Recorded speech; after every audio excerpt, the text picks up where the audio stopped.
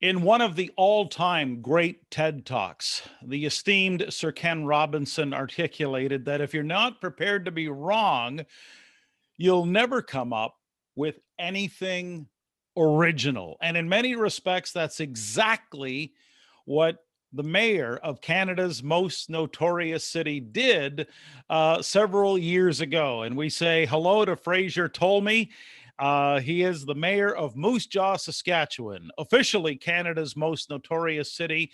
And Fraser, just before we throw, the microphone and the camera your way, uh, I want everyone to know, if they're just watching this and picking up this story for the first time, in February of this year, you expanded Moose Jaw's notoriety with a compelling video poolside from the Temple Gardens, articulating in very clear, no nonsense terms that if Canadian politicians who are taking the heat for going away during the pandemic, during the Christmas season, well, they could always escape to Moose Jaw. So, on that note, Fraser Tolmie, welcome to Leaders and Legends. And tell us a little bit about the impact of this video, first of all. Yeah, Gare. So thanks, because you've been part of this. You called me and you said, I got this idea. And I'm like, yeah. And you're like, I have this image. And then that was it. I just ran with a script. And Craig Hemingway, how great he is. He just listened to me. It's like he had a photographic memory and he just heard me blurb out. I said, Gare's got an image and this is what I think we need to say and do.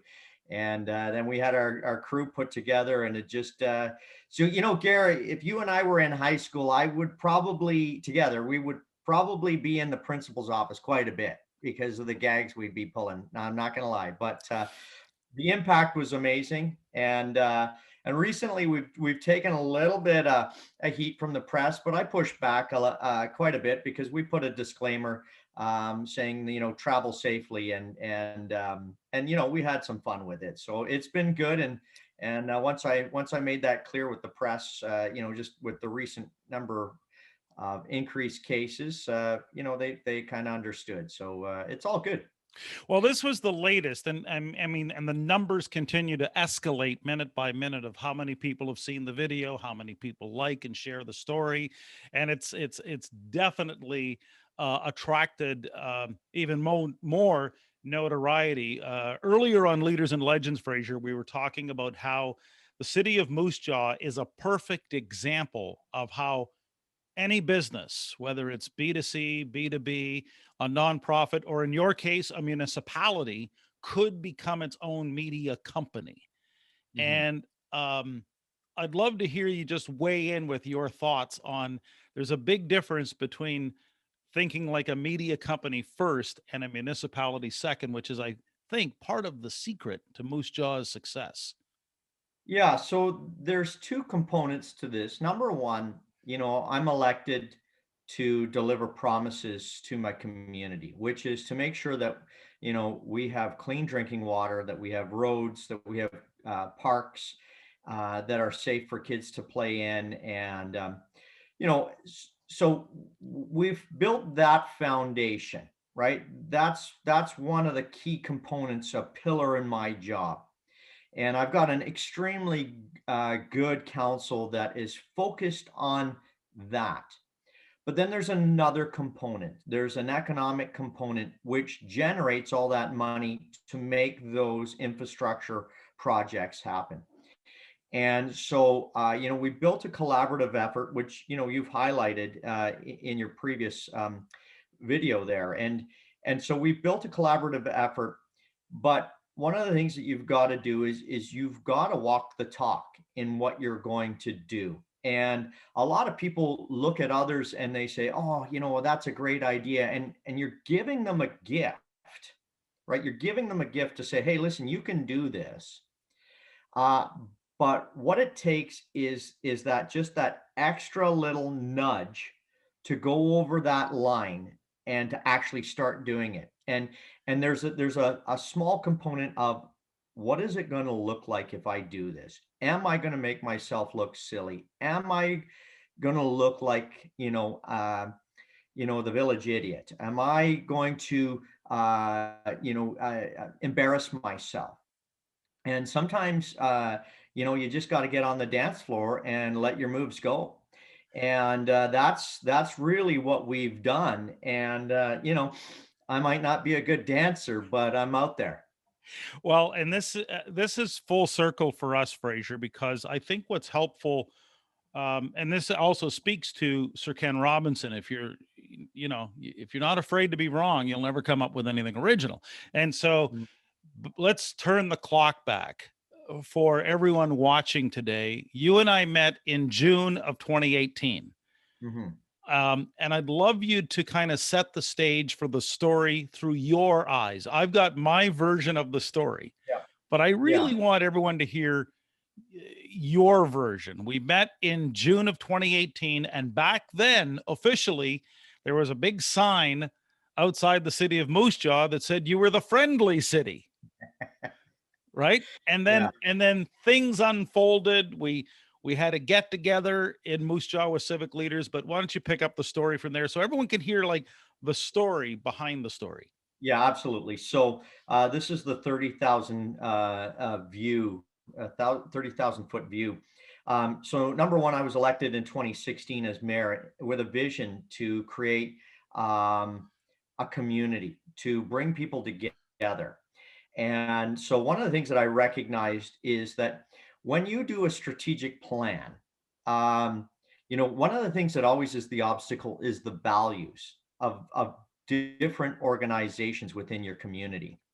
And so, in order to overcome that, we brought in a gentleman named Doug Griffiths, and we had a values conversation with very important key partners that were part of our community. So we had the Chamber of Commerce, the Downtown Business Group, Tourism Moose Jaw, and City Hall, and we had a values conversation. But what that did, Gare, was that created a, uh, a form of accountability, because each organization has an area of responsibility, but there's crossover. And but it also opened up the door so that it's not just City Hall having Mm. a strategic plan, and every time you have to explain why you're doing this. Why are you doing this? Well, the people need to know what your community plan is. So we did that. And uh, and what I kept saying to administration was we need to differentiate ourselves. I'm a big proponent of a book called Blue Ocean Strategy, where you do something absolutely different. So if you go prior to us, and you and I had this conversation prior to what the changes we've done, if you were to go to our Moose Jaw Advantage, which is a brochure that was to attract people and their businesses to come to the community. It's vanilla because it says it's a great place to raise a family. There's lots of amenities. It's safe. And those things are all true. But you could pick that magazine up in Saskatoon, Regina, Swift Current, uh, Dundas, Ontario, where I am right now. Those things, they say the same thing. And so what you want to do is you want to do something completely different. I don't want to sound like a Monty Python skit here, but that's what you want to do. And so that's where I wanted to go. And so we did that. And so we had just completed that. And then a mutual friend of ours, Paul Martin, says, Fraser, I want you to come and meet this guy, Gare, and sit in on this thing. I didn't know what I was doing, but I drove there. And so I'm sitting after having done 2 days of strategic planning and knowing where I want my community go. And there is now you at the front talking about a vehicle, a different vehicle in which we can do this. And so, I remember going to you afterwards and I said, Gare, I need to get your business card. We need to talk because I just come out of the high of doing this community strategic plan, which was very successful. And I'm like, this is what I want to do for everybody with tourism, with our businesses, with our city hall, and unify us around using another media platform. And that's where your expertise came in. And then I remember, I think I hadn't even left. And, you know, like 30 minutes later, we were on the phone together. And again, I could have left it, right? I could have left it, but I said, no, we've got the ingredients for success on our strategic plan. We're going to follow through. And we had you within a couple of months, speaking to our community and you know, coming up with Canada's most notorious city. And that's a great way for us, Fraser, to pick up our shared story. With many thanks to Paul Martin for being the matchmaker, kind of like a business Cupid out there in Saskatchewan. But Yeah. what I have always admired about you is how you you couldn't see necessarily 5,000 miles down the road. You could only see maybe 500 feet. But that took us to this conference we did, this one day, we call it a branding highway boot camp, where Yeah. we involved the city. And the more you and I looked around Moose Jaw, the more I also got a sense that there was something from a rather sketchy past back in the 1920s that connects to the notorious gangster Al Capone that somehow was intrinsic to what Moose Jaw was all about. And so the Yeah. more we toured and the more we did that, like I say, that, you know, places like Rosie's on River Street and Yeah.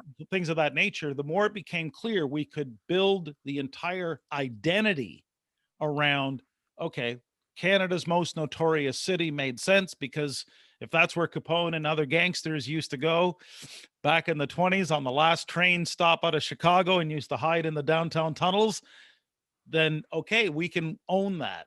Yeah. Do you What? remember the feeling and the responses from people when they found out they were going to be Canada's most notorious city? Many applauded, but not everyone did. And still to this day, not everyone does.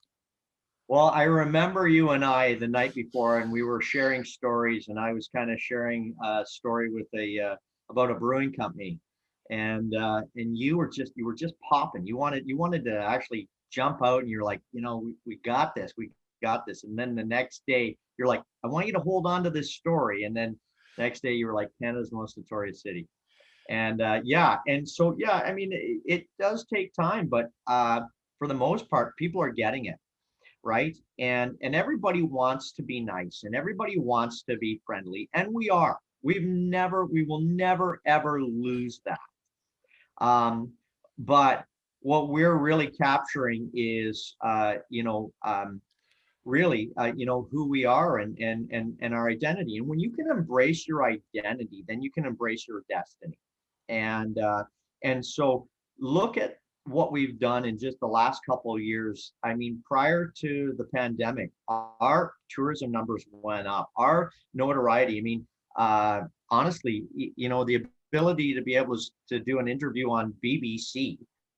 Yeah. When even the prime minister hasn't done that, to Yeah, well, my understanding. let's set that up for a second here, Fraser, because this is an interesting point for everyone watching right now. On the day you and I met back in June of 2018, would it be safe to say that you were not what we would call a YouTube personality?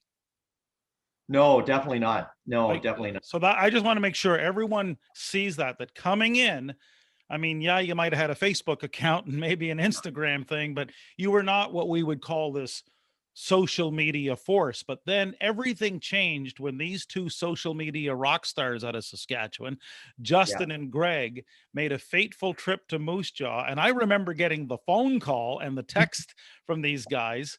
It was January 11th, 2019, and the notoriety of Moose Jaw literally went through the roof. You guys went viral because, you know, they had discovered how those, the skullduggery that was going on out in Scandinavia, those nefarious Norwegians had built and had the audacity to build a moose statue 30 centimeters higher than Mac the Moose. And I'll never forget coming home and seeing this video the first time, because what it was is they were calling you out. They were Yeah. demanding justice from the mayor. These guys were going against City Hall. And then what? Within 3 or 4 days, didn't you have to basically draw a line in the snow and declare war on Norway? Isn't that how it went? Yeah, I think it was like within a day or two, we released the video just saying, hey, like let's what do you think we should do? I mean, this is preposterous. I mean, the fact that this had gone on for such a long time. I mean, it was something that just went right, like right up, beyond us. No one knew. And so then I remember sitting on CTV, and then I just said, this is just so un-Canadian. I mean, that's like watering down our beer. That's unacceptable, Gare, in my world. In my Canada, that is unacceptable. It's like saying that maple syrup, isn't a beverage. I mean, I love maple syrup on my pancakes, honestly. But then what happened was with your response video and the original video basically detonated a nuclear chain reaction, and you were 90 million viewers on the BBC, Washington Post, New York Times, all of Canada's major networks. I'll never forget you were Mac the Moose out after a few weeks of all these interviews, sometimes what, 15, 20 a day. Well, before the pandemic, I was doing interviews without pants on. I mean, because of the time zone changes, at one point I was in Vancouver, and I had to do an interview, with halfway around the world. And I'm like, I'm not getting fully dressed for this. You're only going to get the top half. So, I think I carved the way for the pandemic in order to do interviews without pants on. So this media attention and then the subsequent international Moose Summit with the Moose Truce signed by your counterpart in Norway really fed the fire in terms of this reputation. Moose Jaw, since 2019 and since discovering its identity, has really built this reputational equity, I would call it. And what I'd love to hear you do beyond the millions and millions of dollars of free publicity for a town of 33,000 that doesn't have a marketing budget per se, for the incredible boosts in tourism, the Civic Pride, National Marketing Awards from the Economic Developers Association of Canada. Fraser, what else can you add in terms of results, things that you've seen firsthand as once you did step into the Moose Jaw story and discover your brand identity? Yeah, so I mean there's so many aspects and so many components, and sometimes you walk out of an interview, like I will probably later on, and I should have used that example, or I should have brought this to the table. So locally, people have seen the increase in our economic growth, right? Because we're a tourist destination. When we put on the new antlers, people had flown over from the UK, and they were doing a cross-country trip across Canada, and they wanted to be there for the unveiling, right? They just stopped off. So, I met people the morning of that we were doing the unveiling of the new antlers. So, I mean, globally, it's had that economic growth, and that's great. But what it's done for our community has given us pride, and pride of who we are. You want to be known in Canada, and you want to be known in the province of Saskatchewan and globally for who you are. And we've got such a great story. There are so many more stories, and there are going to be more stories that are going to be coming out of the city of Moose Jaw, because that's what we want to do. Is we want to tell a story. We are part of a thread that is woven into the tapestry of Saskatchewan and Canadian history. And so when you put that all together and you look at that tapestry, you're going to see something that's amazing when you think about the city of Moose Jaw. Yeah, this notoriety, and you mentioned the antlerectomy. A lot of folks may or may not be aware, but as coincidence has it, we've got the photograph right here. You gathered everyone around, and sure enough, there was a successful antlerectomy. Mac restored his title as the world's tallest moose statue. So the original viral video splash had a happy ending, but it hasn't stopped. I think one of the most impressive things, if I may, Fraser, and acknowledge you and Craig Hemingway and everyone involved, because it is a team effort, is you've never taken your foot off the gas. I mean, the fact that you got the video shout out from Don Draper himself, John Hamm, through a skip the dishes thing, I think also speaks volumes about what you've been able to do in terms of keeping the story alive. Yeah, absolutely. And people have bought into it, right? And they want to become part of it. And part of it, Gare, is quite honestly is this unique relationship that we have with the moose. I mean, you think about this, Gare. The moose is really the true symbol of Canadian identity. It is a stoic, noble, and majestic animal that truly reflects who we are as people. And right now we're being represented by a rodent, Gare, Mhm. a rodent, the beaver. And so that's, and so people just, uh, you know, they caught on to that because that's their national animal. That's what we should have as our national symbol for the Canadian people. Is that now you've made no secret of your desire to someday have that happen for Yeah. the moose to actually replace the beaver as Canada's national animal. What else do you see in your crystal ball for Moose Jaw? How far can you extend this story and this brand around Canada's most notorious city? Well, Gare, I can't really, I got to keep some surprises, right? That's part of the uh, having mystery is part of it, right? That's part of the hook for a lot of people, and maybe a little bit of shock value, not too much, right? I mean, calling out Canadian politicians is a thing, but we've got some more things, and we've got to have a consistent story, right? And so when you're doing a brand, you've got to market yourself in a proper way, and so that's what we've got to do. We can't be too shotgun, but I think we've found some keys to success, and that we're a great place to escape to, and that your secret's safe with us because we'll never tell. Well, just before we wrap it up, I couldn't help but think as you were describing the values conversation that whole exercise, in many respects, the city of Moose Jaw wouldn't be different at all from any company out there. So whether it's a company of 50, 100, 200 people, you've got different departments and you've got to get them on the proverbial same page. Can you just speak a little bit, Fraser, what you've learned, what your firsthand insights have been, especially now that you're a big YouTube personality, in terms of how a story and a brand identity can really help coordinate different players, but also drive the agenda forward? Okay, so I think if we back it up just a little bit. So number one, we it's so easy to have a strategic plan, because people want to get somewhere. They want to get to the destination, right? But in order to get to there, you've got to go through, a couple of little exercises, and that's understanding what your purpose is, right? What is my job as the mayor? What is my council's job?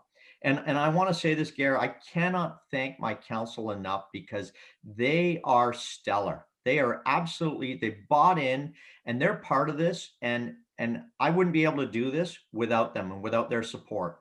And so they are part of the magic that makes this story. So I like credit goes to them because this is a team effort. So I want to say that. But you have to have values and you have to understand what your values are. Until that's an obstacle for a lot of organizations because you give a destination, but people say, well, hey, wait a minute, I want to do this.